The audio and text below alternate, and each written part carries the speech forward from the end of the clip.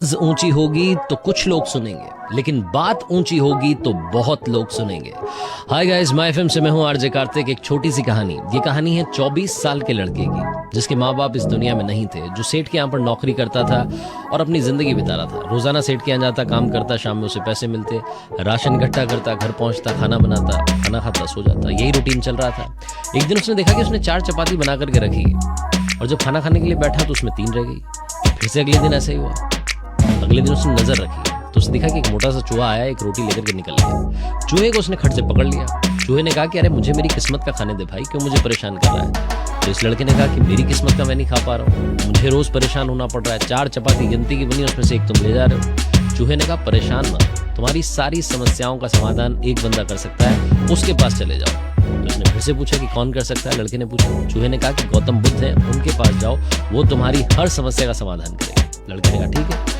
सेठ के यहाँ से छुट्टी ली 5-6 दिन की और चल पड़ा यात्रा पर, गौतम बुद्ध से मिलने के लिए, सवाल पूछने के लिए, अपनी जिंदगी के बारे में जानने के लिए। तो रास्ता बड़ा लंबा था, रात हो गई। कहाँ रुके तो एक हवेली दिखाई दी, उसमें पहुंचा, शरण ली। तो हवेली की जो मालकिन थी उसने पूछा कि बेटा कहाँ जा रहे हो। लड़के ने कहा कि गौतम बुद्ध से मिलने जा रहा हूँ, मेरा एक सवाल है, उनसे पूछना।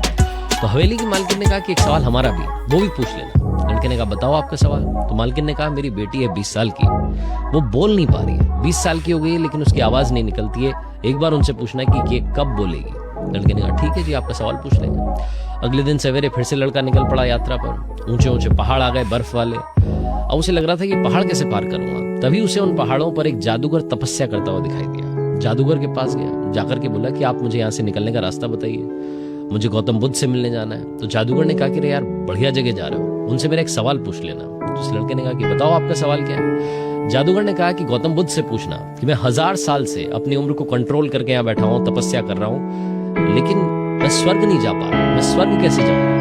लड़के ने कहा ठीक है, आपका सवाल पूछ लेंगे। जादूगर ने खटाक से छड़ी घुमाई, लड़के को पहाड़ पार करवा दिया। पहाड़ पार किया तो बड़ा सा मैदान था और उसके आगे एक बड़ी सी नदी थी। नदी कैसे पार करें, लड़के के लिए समस्या थी। तभी उसे एक मोटा सा बड़ा सा कछुआ दिखाई दिया। कछुए से मदद मांगी, कछुए ने अपनी पीठ पर इसको बैठाया, नदी पार करा दी। जैसे ये नदी के उस तरफ उतरा तो इससे पूछा कि कहाँ जा रहे हो। लड़के ने कहा गौतम बुद्ध से मिलने जा रहा हूँ। कछुए ने कहा एक सवाल मेरा है, अगर पूछ लो। लड़के ने कहा 2 सवाल तो आ गए, आपका भी बता दो। तो कछुए ने कहा कि उनसे पूछना कि मैं 500 साल से इसी नदी में हूँ, लेकिन ड्रैगन नहीं बन पा रहा हूँ, कैसे बन सकता हूँ ड्रैगन। लड़के ने कहा ठीक है। लड़का पहुंचा, गौतम बुद्ध आश्रम में थे, वहां जाकर के बैठा। गौतम बुद्ध ने अपने भक्तों से कहा कि हर कोई चाहे तो मुझसे सवाल पूछ सकता है, लेकिन सिर्फ 3 सवालों के ही जवाब दूंगा। अब लड़के के सामने समस्या आ गई।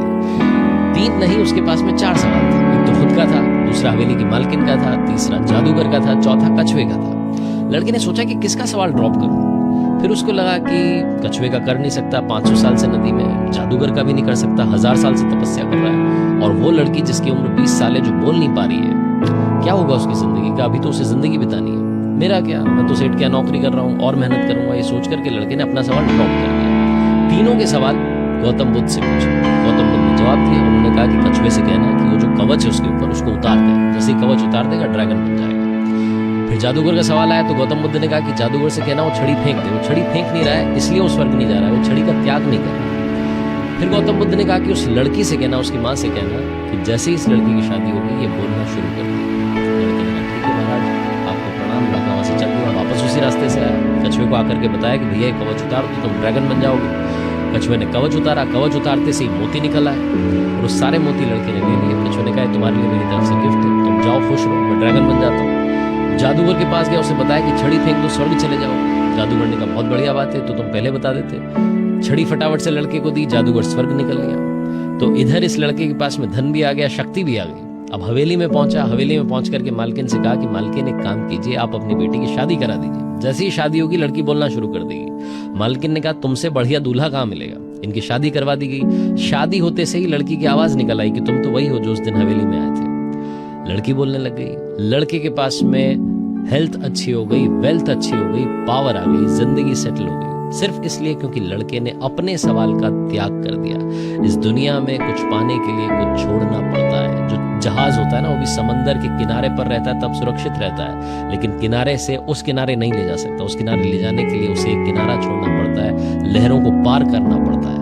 मेरे दोस्त, लाइफ में अगर आप कुछ अचीव करना चाहते हैं तो ये जो आप आराम से जगने वाली जिंदगी बिता रहे हैं, थोड़ा जल्दी जगना शुरू कीजिए, मेहनत करना शुरू कीजिए, आलस्य का त्याग कीजिए, तभी आप लाइफ में वो सब कुछ पा पाएंगे जिसका सपना आपने देखा हुआ है। जिंदगी में हौसले के साथ, मेहनत के साथ उड़ान भरिए और कर दिखाओ कुछ ऐसा कि दुनिया करना चाहे आपके